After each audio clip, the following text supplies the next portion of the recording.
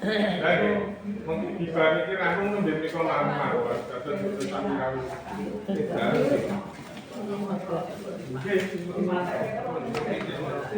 Alih mikro. Tidak apa-apa ini kok.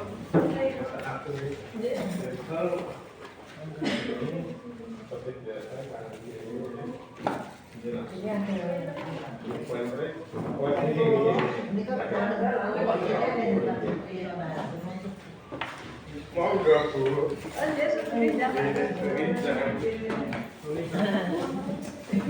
Oh iya.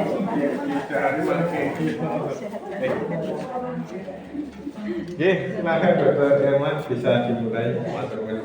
Assalamualaikum warahmatullahi wabarakatuh. Waalaikumsalam. Selamat pagi, ibu-ibu semuanya. Bagaimana kabarnya? Sehat deh. Ini kesempatan saya untuk menjelaskan sedikit tentang hipertensi dan perawatan timbal. Terima kasih atas kesempatannya. Sudah datang pagi ini. Nah, ini langsung saja untuk hipertensi dan perawatan timbal. Nah, untuk penjelasannya sudah pada apa ya? Untuk hipertensi itu ada peningkatan tekanan darah sistolik maupun diastolik pada tubuh. Untuk tekanan darah sistolik terjadi ketika tekanan darah kayak jantung menumpah darah keluar dari jantung, jadi kayak jantung mengeluarkan darah, menumpah darah ke seluruh tubuh, itu merupakan tekanan sistolik. Yang tekanan diastolik itu terjadi ketika darah dalam posisi istirahat. Nah, untuk klasifikasi dari hipertensi sendiri ada perubahan, yaitu ini ada prehipertensinya di 120 sampai 129. Ini jadi kalau dulu itu prehipertensinya ada di 130, cuman sekarang sudah turun jadi sekitar 120 sampai 129. Ini sudah prehipertensi. Jadi biasanya sudah ada intervensi modifikasi gaya hidup. Kemudian untuk sudah stage 1-nya sudah di angka 130 sampai 139 atau diastoliknya 80 sampai 89. Kemudian untuk yang 140 ini sudah di angka hipertensi stage 2. Untuk hipertensi krisis ini di atas 180 atau diastoliknya 120. Jadi untuk pengukuran dari tekanan darah ini bisa dinyatakan hipertensi ketika dilakukan pada lebih dari 2 kali pengukuran pada 2 kali kunjungan. Nah, untuk gejalanya ini bisa dimaksudkan silent killer.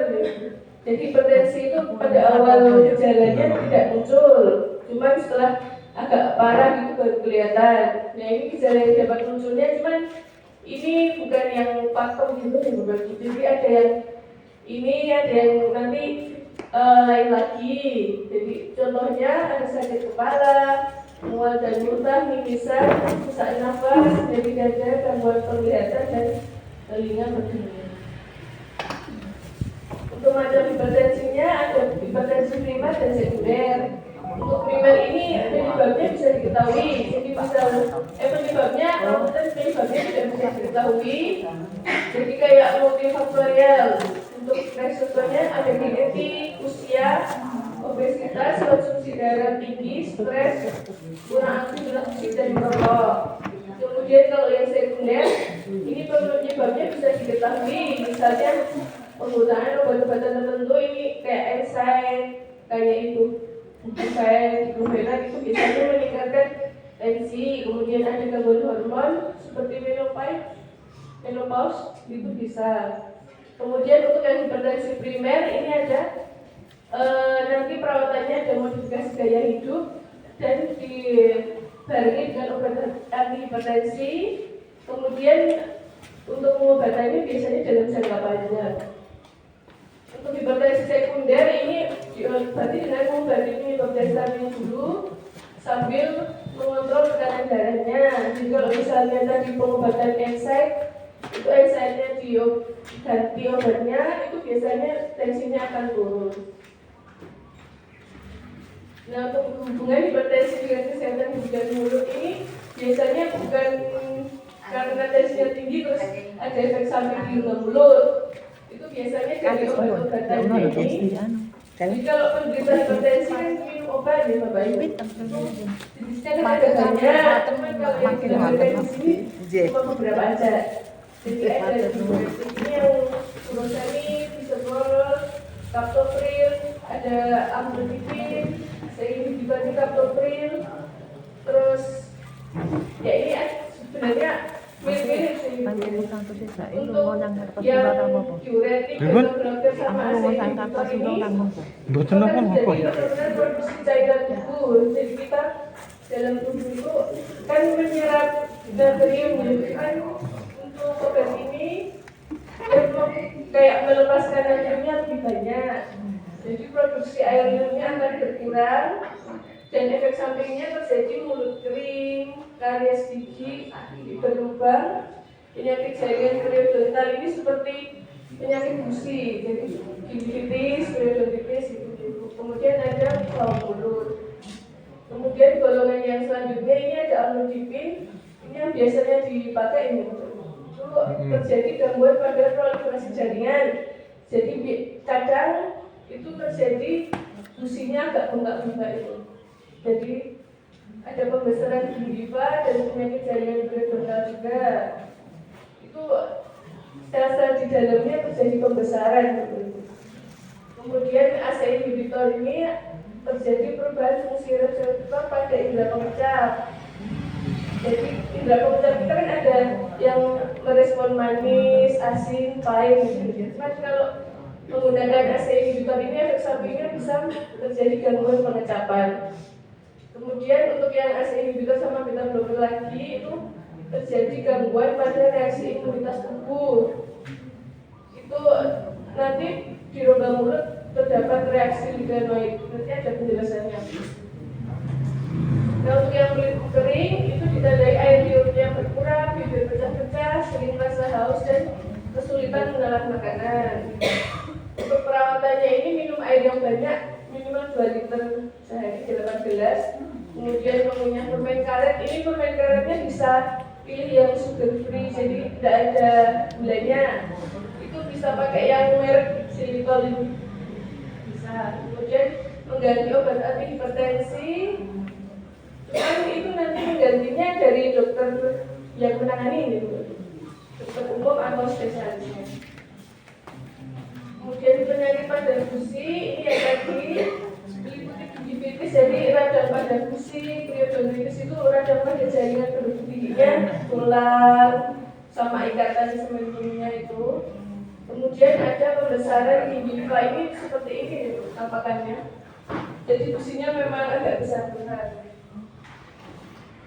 Ini saya pernah menemukan dulu yang seperti ini.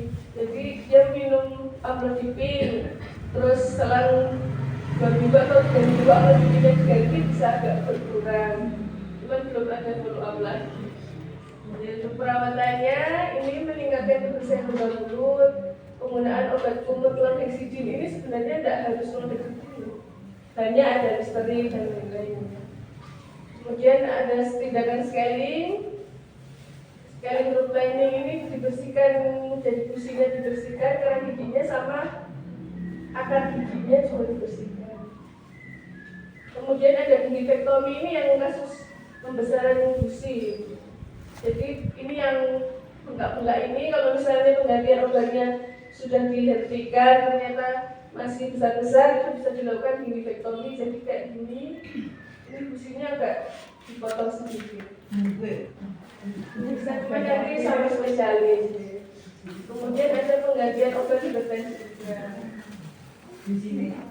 Reaksi pada rongga mulutnya ini seperti ini, saat muncul warna putih seperti jala dalam rongga mulut, itu bisa menyebabkan sensasi mulut terbakar, perdarahan, rasa sakit dan tidak nyaman di sini. Nah, ini perawatannya bisa dilakukan penggantian obat juga. Terus misalnya menggunakan bilik tiruan, itu kan bisa terjadi gesekan antara hidung sama mukosa mulut. Jadi di sini kan ada pipi dalam ya Ibu.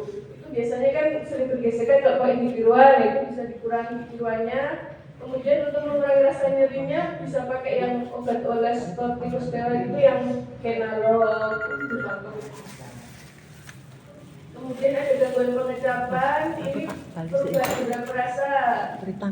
Ini yang tadi yang biasanya terasa manis asin jadi tidak terasa, terus rasanya seperti logam, jadi kita harus menghindari peralatan makan berbahan logam, dan makanan yang terasa pahit juga harus dihindari.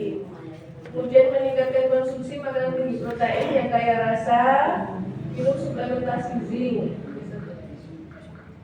Kemudian untuk perawatan dental pada pasien hipertensi ini sebenarnya kan memiliki resiko meningkatnya perdarahan. Jadi karena tekanan darahnya tinggi, otomatis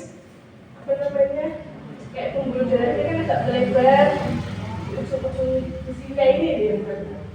Nah itu biasanya kalau misalnya ada bedah-bedah gigi itu beresiko perdarahannya tinggi. Kemudian ada rasa cemas, takut dan sakit, itu juga meningkatkan tekanan darah tinggi. Penggunaan obat pengencer darah ini tidak semua pasien menderita hipertensi ya sudah pakai ini. Cuman biasanya yang ada risiko stroke itu dikasih obat pengencer darah. Itu kalau misalnya dilakukan tindakan gigi biasanya meningkatkan risiko perdarahan. Kemudian penggunaan epinefrin pada tindakan gigi ini, epinefrin seperti saat pecah belah gigi. Jadi obat biusnya itu kan ada yang menggunakan epinefrin dan lidocain. Nah, khusus pasien hipertensi ini biasanya epinefrinnya dihindari. Kemudian reaksi obat-obatan ini